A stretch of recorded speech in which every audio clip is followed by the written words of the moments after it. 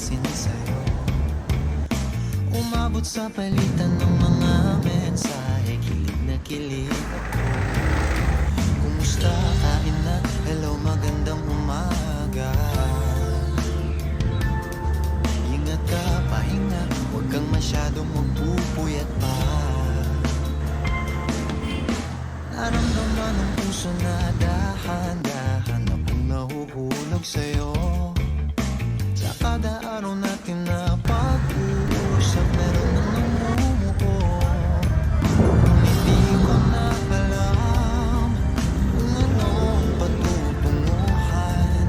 Ang hiling ko lang naman na itong naramdaman.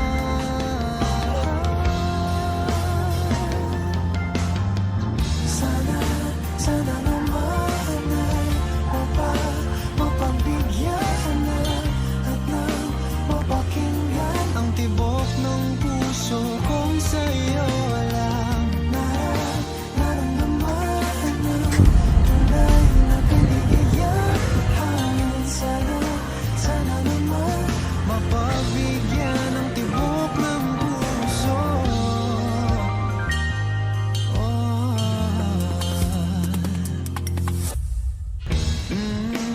Ngunit biglang katahimikan, wala namang matandaan na nasabi baka sakaling ika'y aking nasaktan. Bigla na lamang